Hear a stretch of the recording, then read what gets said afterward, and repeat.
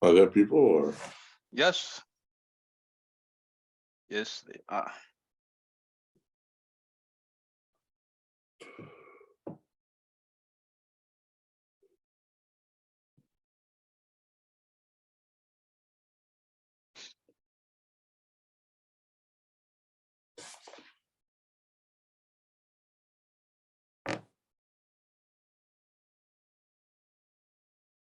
So we wish John, everyone. We'll give it a few minutes and then we'll get started. Go ahead, Moses. Sorry. I was just going to say that I'll keep an eye on the other problem. You know, we have that other problem. I'll make sure that thing happens. Thank you all as you're coming in. We'll get started in just one moment, please.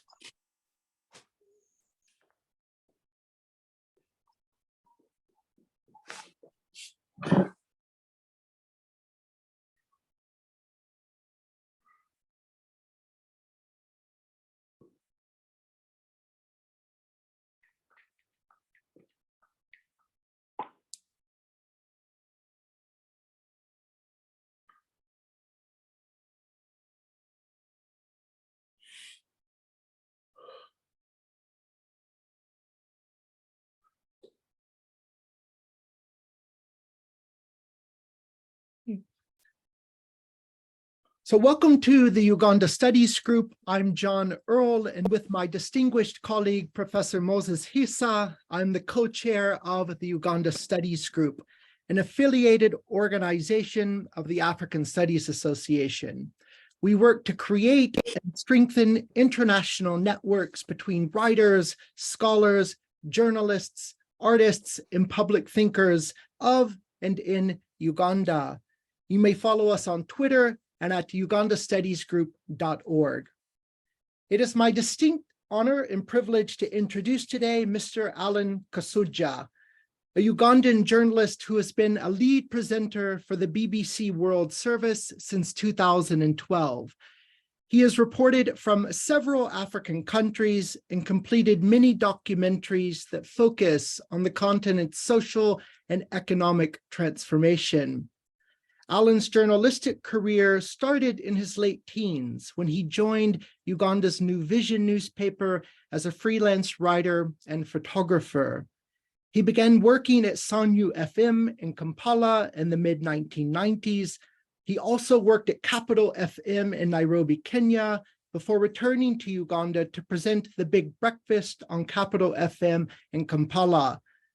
Alan has also made his name as a television presenter, hosting Uganda's version of Who Wants to Be a Millionaire and anchoring The Fourth Estate, an influential political talk show in Uganda. Alan spends much of his free time studying Africa's history, politics, cultures, and art, seen in his most recent episode, provocative episode of the Africa Daily on why has Black Cleopatra upset so many Egyptians. Alan Kasujja, thank you very, very much for taking the time to be with us today. And perhaps we may start from the beginning. How did you become interested in the work of journalism? And what has it been like as a Ugandan being on the center stage of international journalism? Thank you very much for having me. And it's a pleasure to be here. I have a lot of respect for your work, John, and Moses, thank you for having me on. Where did it all start? Secondary school, I guess. And shall I just say that we as Ugandans are natural storytellers. We like to get around and to tell stories, fictitious or not. We make them up as we go along. But I've always been drawn to a good story. I've always been drawn to amplifying voices. I've always been drawn to being the man that stands in the gap for those who can't. And so from a very young age, that's why I remember very distinctly sitting down in my sitting room and countering a story that had appeared in the Daily Monitor, and handwriting a response. And that letter was published. And then I figured that, you know what, this is what I really want to do. That's where it all started very many years ago. And then I joined the New Vision as a writer, as a photographer. Then while there, I started working at Sanyu FM on a program called Around the World. We're talking 1995, perhaps. And I remember that I did my very first interview in November of that year. We were discussing the death of Ken Saro-Wiwa, and Robert Kabushenga, who you might know, was one of my panelists. That was in November of 1995. That's how it all started. How is it? Well, Uganda, the relationship between most Ugandans and their beloved motherland is a challenging relationship. But, you know, the stories that are amplified are usually the cringe stories. The ones that need to be told usually fly under the radar. As a Ugandan standing on the international platform, it's quite interesting. I realize that, first of all, Uganda has the talent to mix it with anybody around the world. And knowing that I'm not the best of the best there is in the country, I know there are many Ugandans who could do exactly what I'm doing, if not better. So what is it like? First of all, it's a constant reminder that this is a grand opportunity and one that I cannot waste, and that there are lots of people depending on me to make sure that I excel at it, because by so doing, there will be a lot of other opportunities created for them. You've talked about the importance of story, the importance of being able to tell a good story. And in a recent interview, relatively recent interview with The Standard, you noted that, quote, African voices are at the heart of each episode of the Africa Daily and your work with the Africa Daily. And you continue by reflecting that the long-term vision is to allow listeners to understand Africa better, because you can't talk about the world without talking about Africa. In your work as a journalist, do you feel that there are particular areas where international audiences are not hearing African voices, but it's actually very important that they do listen closely to African stories if they're going to understand international affairs and society, global politics today? Absolutely. And I think, just to give you a backstory, before I started working on Africa Daily, I was working on Newsday, the biggest breakfast show in the world. And Newsday is a brilliant show. It's the BBC World Service's flagship news program. And because of its reach and because of its nature, it's a live show and interviews are live. Because of the story count, the number of stories that you need to do, you can only spend so much time on a story. When you're doing a live show, you can only spend a couple of minutes, sometimes telling a very important story. So you do not necessarily do that story justice because of the nuance that you miss. What Africa Daily does, however, is that it gets an important story and spends time on it. So rather than rushing and trying to fit in 5 stories in a 15-minute segment, we'll spend 15 minutes on that one story, explaining what's happening with Ethiopia, for example, with the war in Tigray. What is the history of that battle? Is it just a situation where Abiy Ahmed has lost his mind and decided to fight the TPLF? Or does it have history to it? What's happening in Sudan at the moment, for example? What's going on there? What's happening in any part, in Burkina Faso? So that's what we're doing with Africa Daily, spending time explaining the nuance, explaining the context so that people gain a better understanding. And I've had a lot of feedback from students or from universities, and students are basically saying, thank you very much, because you've allowed me to explore this subject further because I understand it, especially because you're platforming Africans who are caught in these stories, and also people who are impacted by what's going on. I don't know if I'm answering your question, but unless you tell this story properly, unless you understand that Cabo Delgado, the rebellion in Cabo Delgado in Mozambique is more complex than what you're reading in the papers in a brief column, or what CNN is able to carry, or what even the BBC News is able to carry, unless you understand the nuance, unless you understand that it's linked to what's going on in the DRC, to Islamists, to young unemployed people who are sick and tired of watching multinationals come to their country and pick resources while they remain poor, then you're likely to miss the whole story. So we're trying to platform or to bring to life these very important stories, because unless you understand all the corners, you'll really miss the point. So as journalists and historians, we think a lot about the power of stories, but we also think a lot about the silencing of those stories and why particular stories get told and why particular stories out of the continent get silenced.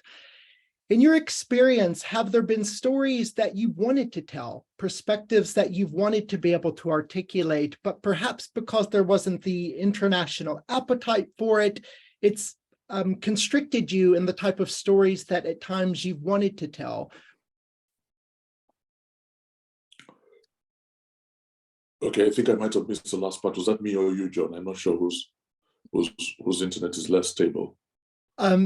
Could be maybe a little bit of both. So I was thinking about stories and the silencing. Yeah, and the silencing of the stories. I think, first of all, working at the BBC, nobody in my position as a, given my seniority, but also just as a general rule, nobody will pick up the phone and call me and say, you must cover this story in this way or else. It won't happen.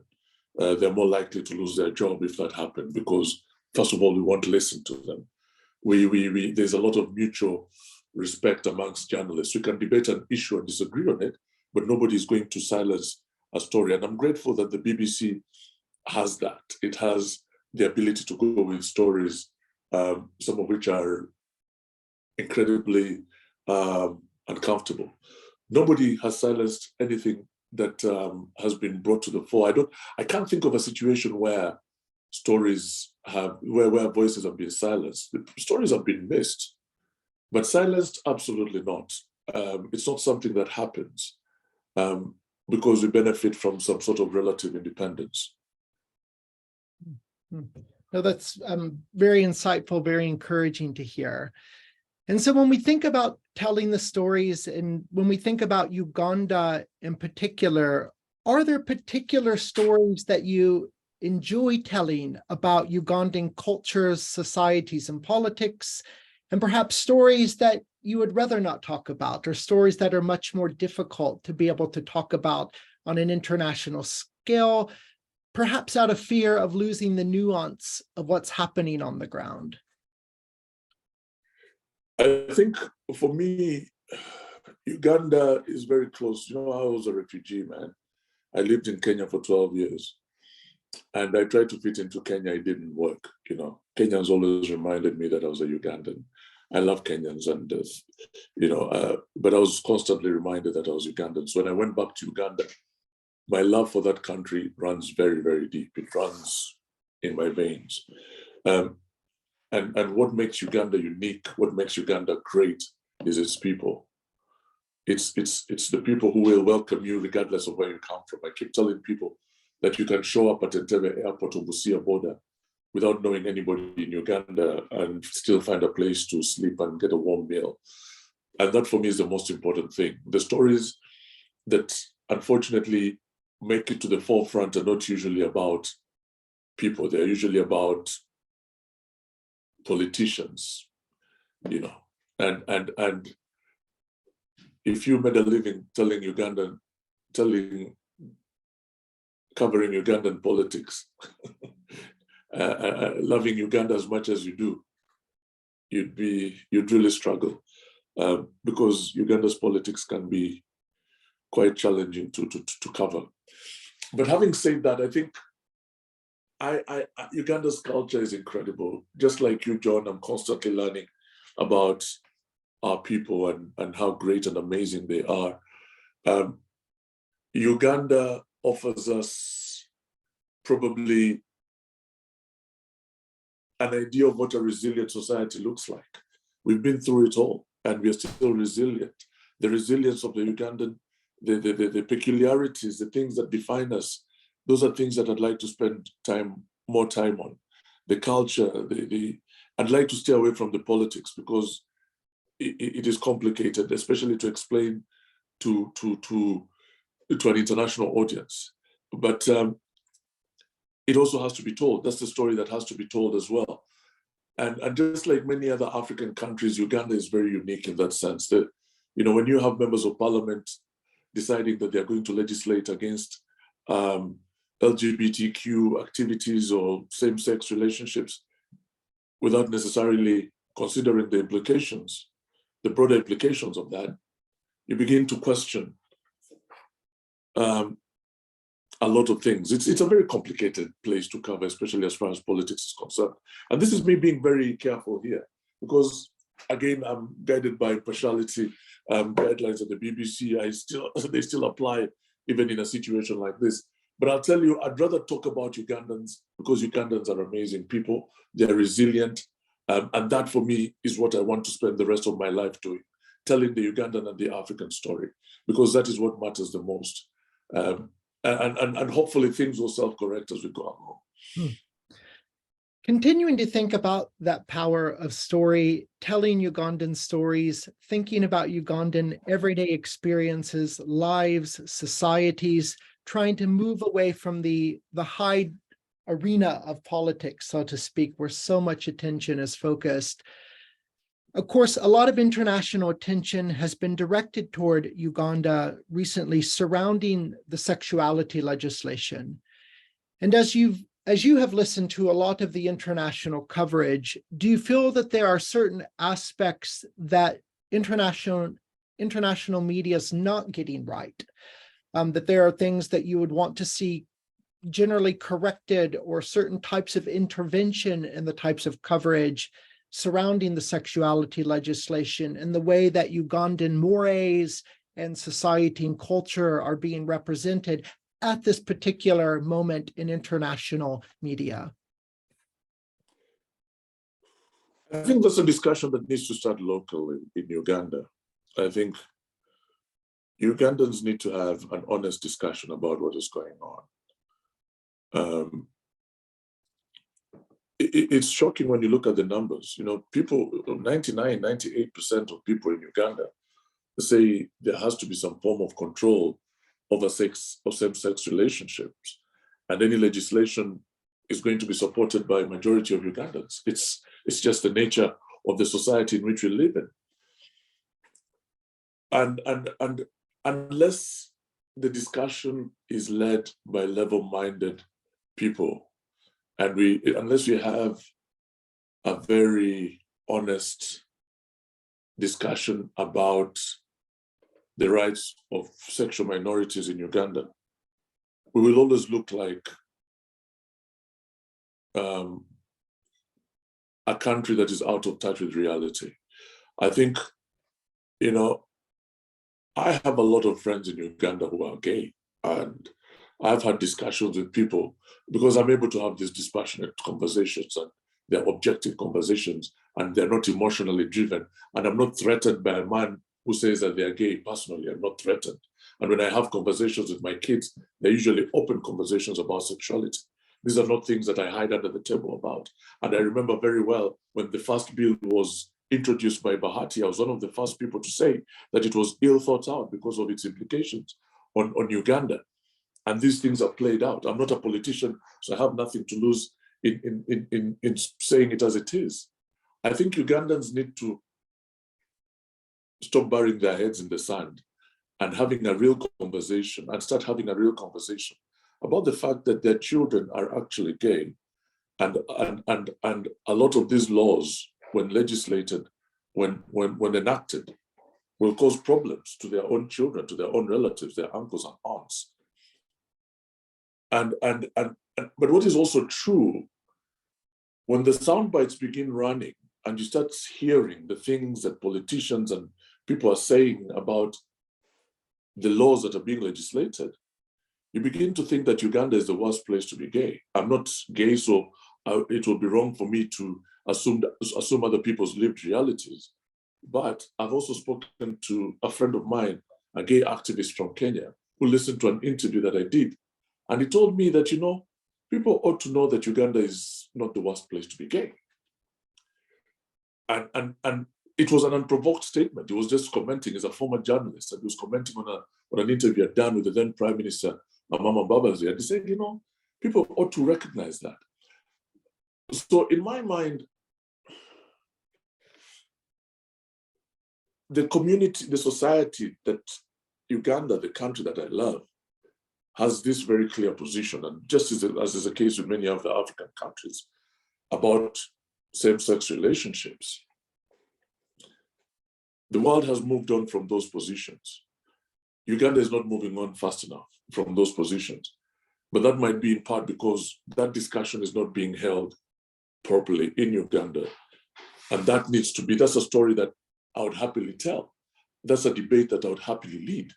That shall we now please stand up and have this conversation in a manner that reflects what our society actually is. And the complexity of our society is that we do have gay people, and the enactment of these laws will obviously affect them. And unless we have an honest conversation about that, we are always going to be seen as a country where gay people are killed. And that's not necessarily true.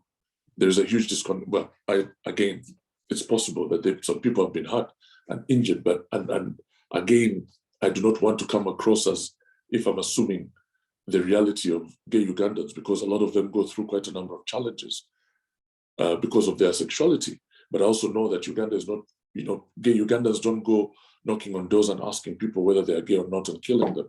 So it's a very complex space. It's one that Ugandans need to discuss and discuss properly. And then it's one where if you wanted to cover the gay story in Uganda properly, you do need to immerse yourself in it. I don't know if I've answered the question as much as possible. Most certainly. What role do you see the national press and national media playing in that conversation? Whether we're talking about television in the country, whether we're talking about the New Vision, Monitor, the Observer, do you feel that more could be done at the level of the national press and national media to facilitate that conversation? Or do you feel that often that's further pushing polarities one way or the other?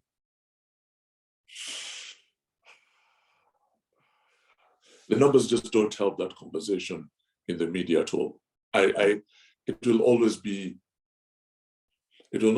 never be dispassionate. As a Christian, my core is love. It's about love. And how do I say this? There is no paper that will write an article that supports gay people. I can't think of one that has. There have been conversations happening out of the media. I'm talking about people like Dr. Sylvia Tamale coming up with these positions and explaining what they think. But I've never seen a newspaper. I remember in 2006, me and Melanie Kaita and James Fatboy Onen going on radio and saying, and James was quite opposed to this because he remembers, he knew what was going to come. And we had this segment on our breakfast show that was called Special People. And we went on air and said, today's special people were all the homosexuals in Uganda. And at the time, what we were trying to do was to provoke a debate, to have a conversation about this issue. This is as far back as 2006. And we were shut down. We were told, get that thing off air. We were threatened. Our jobs were on the line. Has things changed? I don't think so. I don't know if there's a radio station that can actually have an honest debate on this issue without being threatened, because it poses all sorts of problems for, without the regulator coming in and asking uncomfortable questions, without advertisers pulling out because of public outrage. The numbers in Uganda just won't allow for the media to play much of a role. But I do see an opportunity in podcasts. I do see the fact, in all the alternative platforms of expression, there's truly an opportunity there for people to have honest conversations about it. And even in saying these things where, there will be very many Ugandans who will be uncomfortable with some of the things I'm saying, but unfortunately, this is a conversation we must have as a country. Not unfortunately, it is important that we have this conversation as a country. And I think that, to your question, let's have more podcasts discussing these things, because podcasts are a little bit more independent. Let's have more debates on Twitter Spaces, Zoom conversations like this, because I don't know if any of the media houses, because most of them are private, will risk it. It could have very dire consequences because of how much our society is bent on just being, some will say, homophobic. If you're just joining us, we are in a conversation with Alan Kasujja, a Ugandan journalist who's been a lead presenter for the BBC World Service.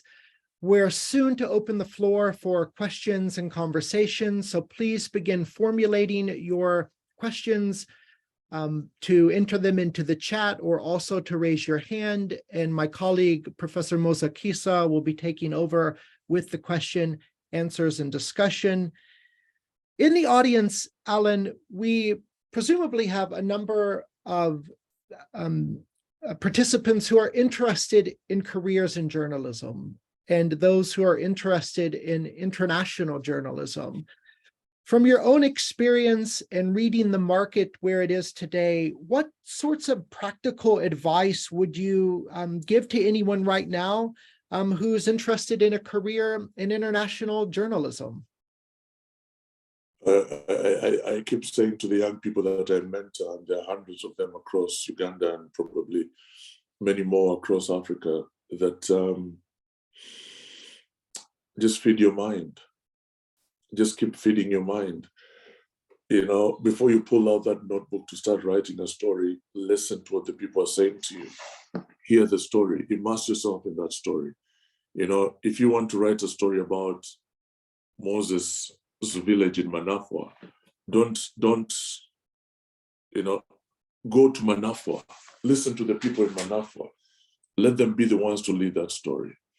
If you want to go to, you know, like some of my best moments in the many, many, many African countries I've been to is sitting down with a woman in Malawi and just letting her tell me about her life. And that for me has been an important lesson, because you then, before I pull out the microphone to start talking to them, I listen to them and I just let them lead me. So feed your mind, listen, be people-centered, listen before you start writing, before you start documenting, but also let it be about the people. Let it be about the people, you know. And in making it about the people, you end up finding a lot of solutions to the challenges that our countries face. That's it. Otherwise, just keep feeding your mind. You know, there's a lot of talent out there, a lot of Ugandan journalists who belong on the international platforms, and you know, some of them are just absolutely out of this world. And hopefully those opportunities will present themselves. But even beyond trying to come to the BBC or joining another of the big names, you know, we ought to seriously think about what we can do as Ugandans to improve on the quality of our journalism and the quality of our storytelling. You know, when I finally leave the BBC, I think I'll concentrate on passing on my experience and showing people what it's like to be able to tell compelling stories with minimum resources. I would like to train 10,000 young people to be compelling storytellers. This is a dream of mine. And to share again so that's one. And then the other thing that is really important, cultivate your networks, cultivate your contacts, make sure that you have a good contact book. You know, it's frustrating sometimes when you see stories hovering around in Uganda and you're constantly asking yourself, where are the journalists? Who are your contacts? Why are you not working your contacts? Why are you debating whether or not Nabagere can give birth to those children? This is something that you should know the answer to this thing. It's simple. Who are your contacts? Why don't you know, work those contacts? So that's pretty much it. Feed your mind. Number two, listen to the people so that it's people-centered, people-driven stories. And number three, that contact list is very important. That contact book is really, really important. Alan Kasujja, thank you very much. You've given us a lot to, I think, build upon here for our conversation in Q&A. And Professor Moses Kisa will take us over from here. Absolutely. Thank you very much, Alan. This has been fascinating, and your insights both deep and insightful, and I'm sure many people out there are learning a great deal. I am learning a lot listening to you, so thank you for coming on, and we really appreciate. The second half of our conversation with Alan is going to be focused on the people out there who would like to raise some questions or make some comments. Please do so in the chat, but also feel free to raise your hand using the raise hand feature on Zoom. Alan, we got a question from Ivan Tumukunde, who says that, do you think Ugandan legislators should refrain from legislating just because their relatives will be affected by the law? Are you saying that laws, in other words, should be made bearing in mind whether those laws will affect people's loved ones? I guess the question is, what are the laws and what are they aiming to achieve? You know, what law are you legislating? What are you, the legislators in Uganda can, as we say in law, and as has been the case, as has been said here in the UK, you can legislate against whatever you want, including babies with blue eyes. You can legislate, no problem. But what's the end game? What are you trying to achieve? By legislating those laws, are you actually, first of all, every law that is necessary has been legislated in Uganda. But we still have, you need to have a driver's permit. We still have people driving around without driving licenses. Don't steal. We have probably the smartest thieves in the world. Don't be corrupt. Those legislators themselves know how that plays out. So my point is, what is the end goal? What are you legislating for, against? I think more importantly, there's a need for introspection as a country. There's a need for honest conversation, honest discussion on these issues. Because right now, that conversation is tainted and it's probably dishonest. And knowing legislators as we do, they're very likely to respond to what the public thinks.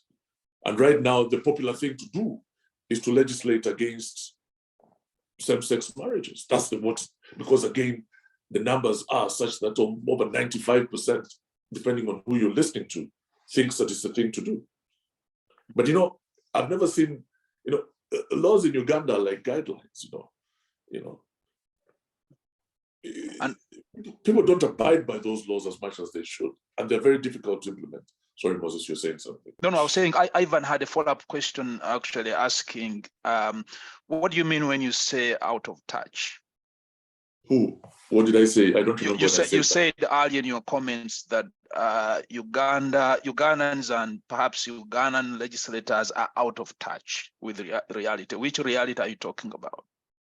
The fact that the rest of the world,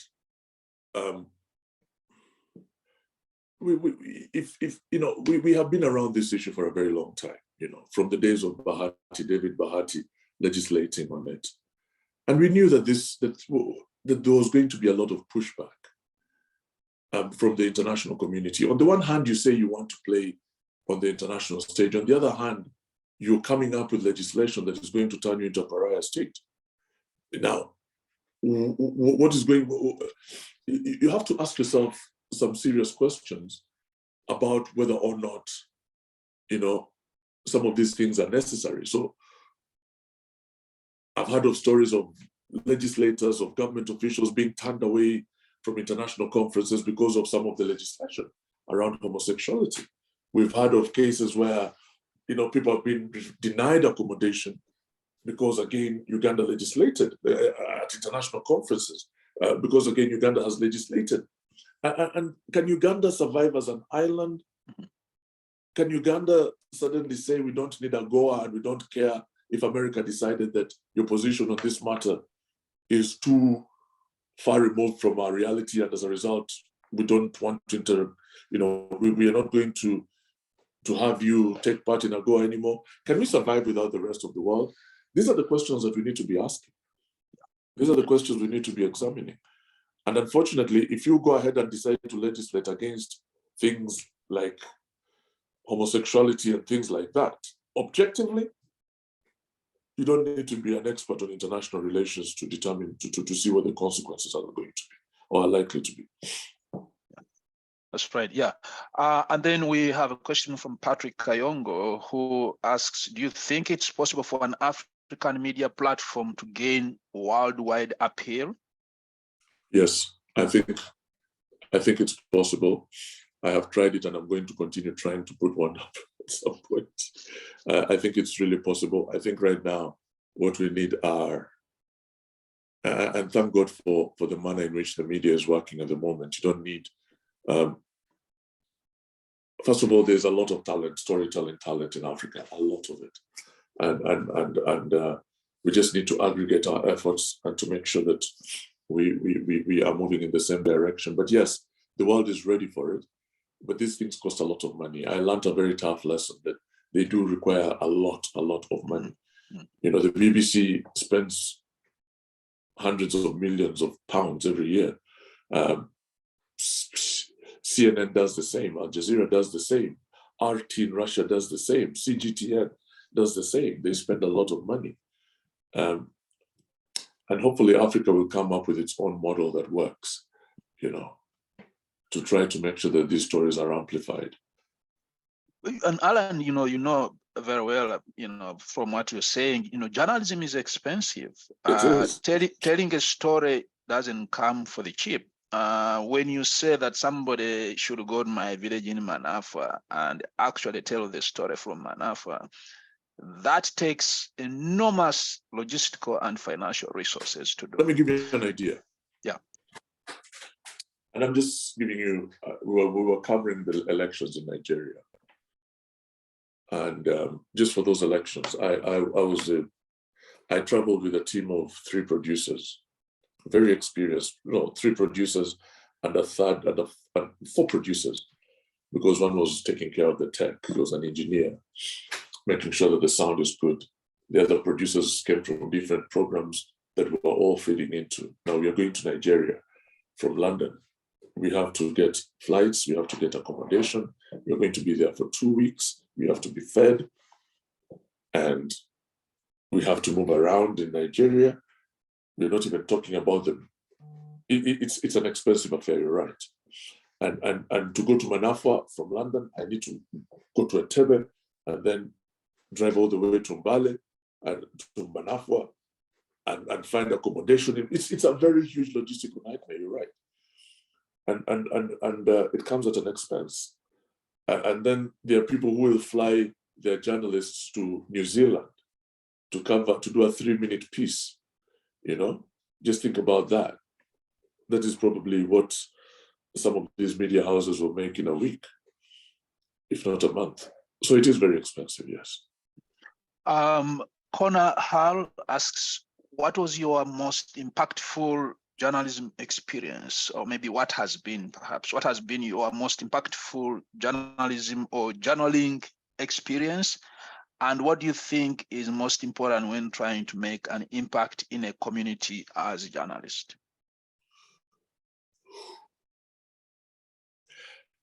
I think, for me, I'm a very sort of soft-hearted man. For me, kindness is a big deal. And people showing kindness to others is a big deal.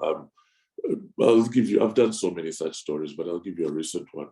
In Nigeria, I met this lady who had a child who had Down syndrome. And, I see her at this food bank that we were visiting.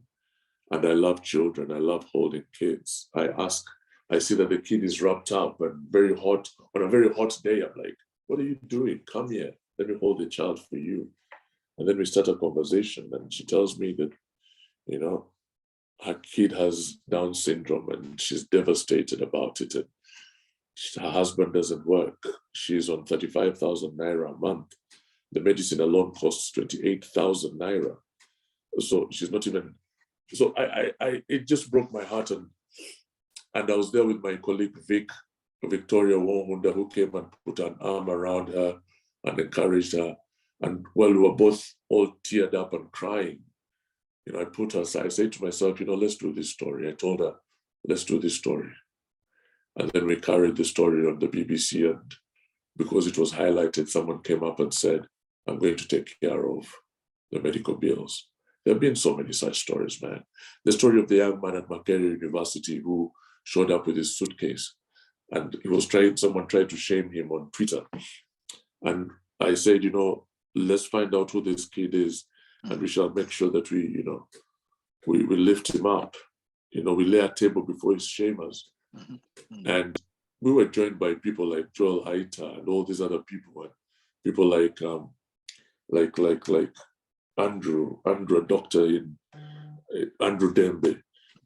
We raised money, and this kid's family's debt was paid off, and the boy is now a star student. Joel gave him a job at his engineering firm, and Joel is paying for his engineering course. So for me, those are the things that I really care about, stories that have a direct impact on young people. The young man who I met and told his story, he moved from being a needy student at a secondary school in Kampala to being a valedictorian student in the US with the highest GPA at the university because we told his story. Or, there's so many such stories, but for me, it is the ones that have a direct impact. Those are the ones that make my job worthwhile. Those are the ones that I live for. And we've over the last 20 so many years, there have been so many cases where we have had impacts. We've had people, government agencies rethinking their plans. We've had people doing things because we raised attention to them. I could go on and on about those stories, but yeah, those are the ones that I care about the most. Yeah, absolutely. Yeah. Derek Watala asks, why is so much pressure exerted on Uganda and not Arab countries when it comes to LGBT?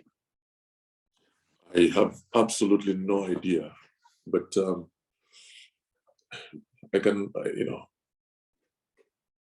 I think it's pretty obvious why. I guess Derek is saying that there's a Latin phrase, recipes are loquita, let the facts speak for themselves. Uganda might not necessarily have the voice to push back, because again, it's a question of clout. How much clout do you have? Who are you? What are you saying? That's a constant question you have to go. You're Uganda, okay, fine, but who are you? Yeah, and then Nungari Mwanji, this must be your Kenyan brother, Alan. Says actually, like, what does Nungari say? Nungari is saying, thanks for your really brilliant and humane work, Alan. You made the separation between Ugandan politics, saying it's complicated and difficult to accurately portray the nuances, and Ugandan culture stroke people's realities. But hold on here. But how is it possible to separate the two? The LGBTQ issues are cultural but animated in the political arena. How can we have an honest discussion in the political space about these issues? Nungari, you just had to go and do this to me. Nungari is a very good friend of mine. She's a truly dear friend. How do you separate?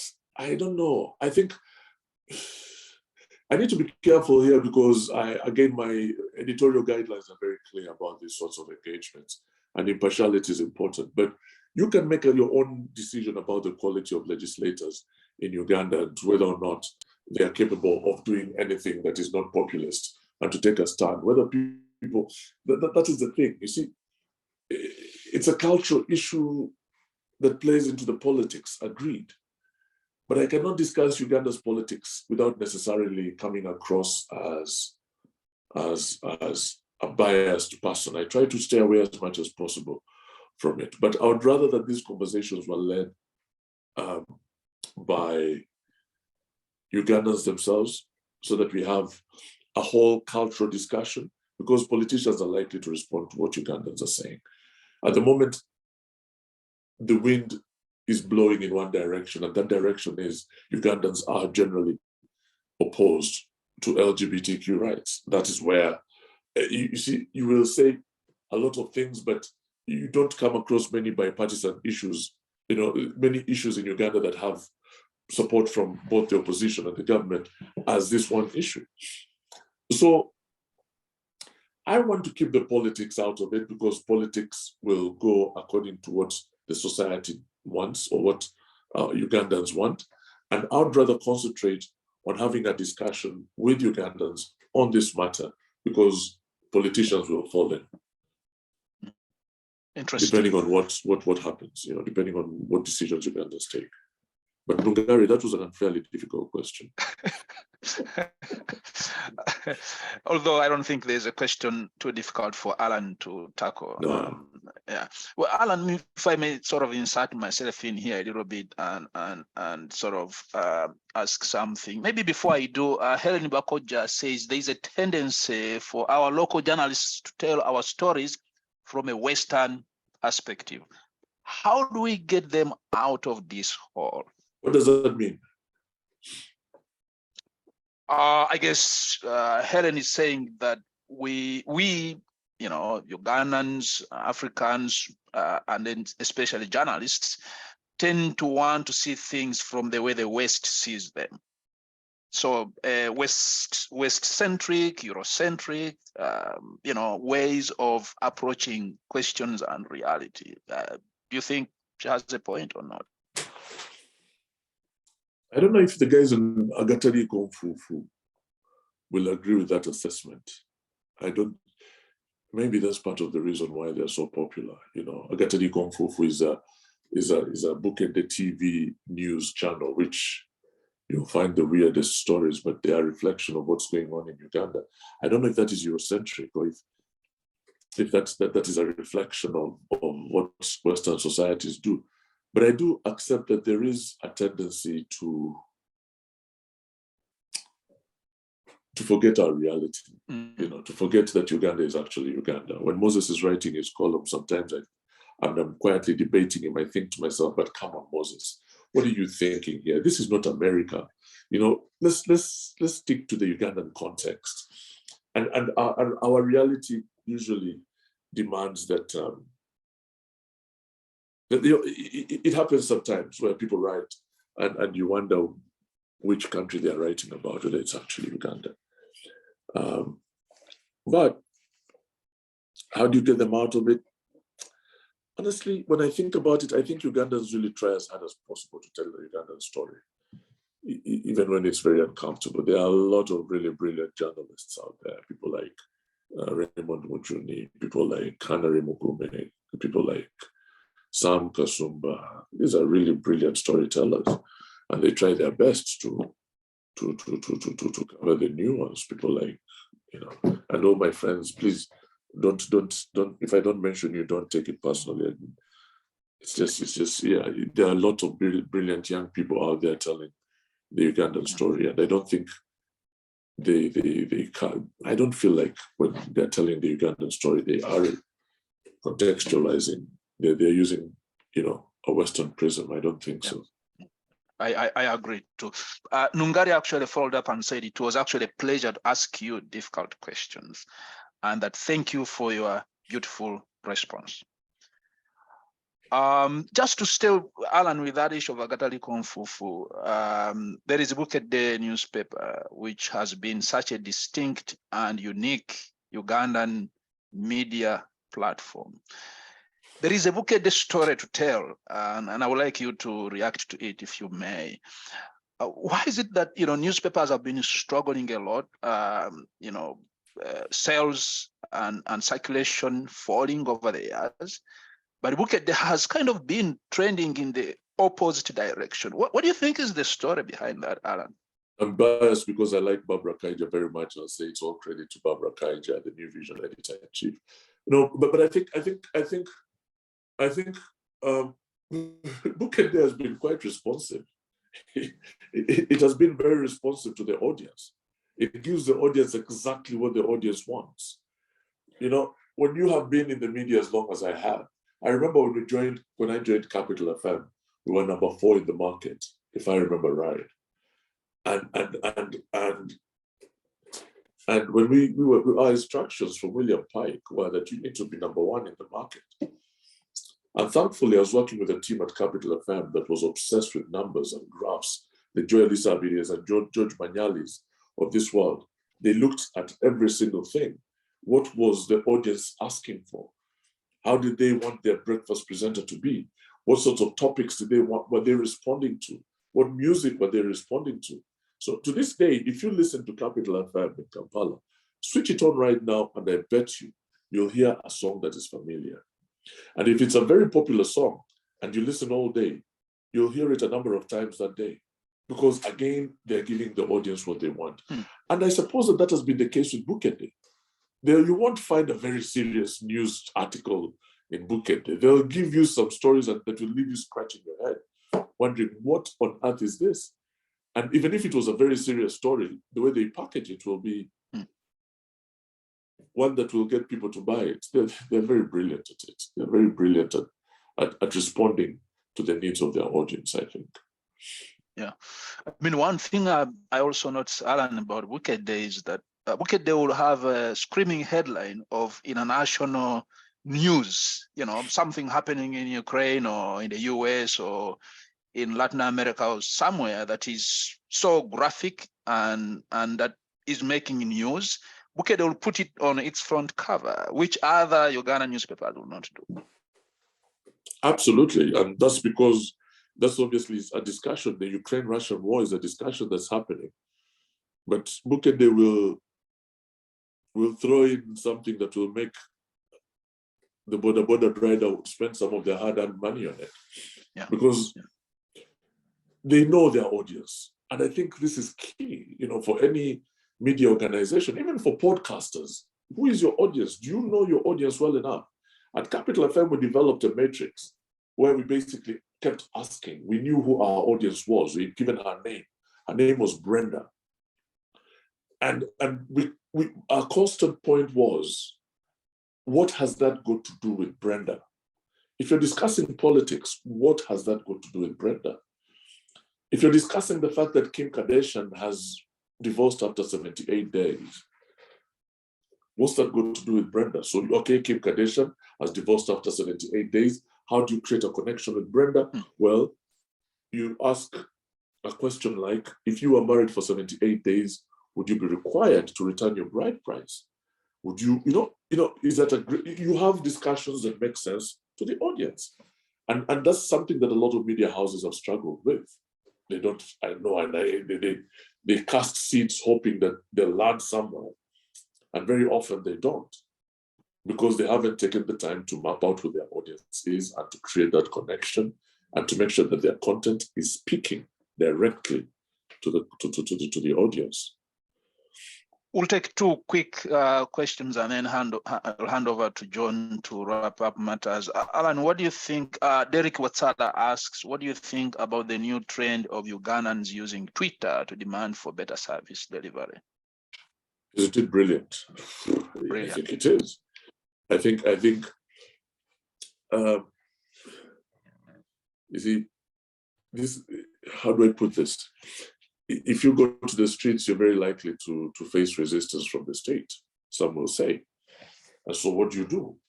You find ways of navigating that space, and you use weapons that the state might struggle with, some will say. So I think it's quite interesting to watch how Jim Spire has decided that, we are going to do a pothole exhibition. And now the state has to think creatively. And then you see the nervousness when they announce that they're now going to hospitals next. And that, again, is the story of the Ugandan, the resilience, the ability to change with the times, the ability to adapt, the fact that we've seen it all and we're still standing. And that for me is a reflection of what Uganda actually is. We are very good at finding creative solutions to our problems. And I think what we are seeing now is one of them. Yeah. Cadet Mukoberwa says, Alan, Uganda might lose, support from. So Cadet Mukoberwa says he's a refugee from Congo who is living in Uganda, and is worried that support for refugee activities and programs might be lost, from the US because of the LGBTQ legislation. Any reaction to that? refugee stories is extremely close to my heart, extremely close to my heart. And when I move back to Uganda, I'm planning to work with refugees to amplify their voices and to amplify their stories. And it is something that one of the most amazing things I've ever done, stories I've ever done, is to follow a refugee from Gihembe refugee camp with his family to Spokane in Washington State, and to see how they're being resettled. That for me was one of the most amazing stories ever. And I'm hoping that refugee activities are not going to be hampered by what's going on around the legislation. Hopefully, we shall find a way of making sure that that funding is not affected because of what a lot of people consider questionable decisions. Ivan Mukonde was back with other questions, but unfortunately we're actually out of time. Alan, I'm sorry, Ivan, I'm sorry, Alan will not take your latest questions because we are running short on time. So I'm going to hand over to my colleague, John, and then we'll wrap up things. Alan, thanks a lot for fielding these questions. And thank you for not asking me some of the questions you were hoping to ask me. Well, you were the one hoping that I was going to ask you questions. I did not plan to I was ask you. prepared for you. I was ready for you. John, over to you.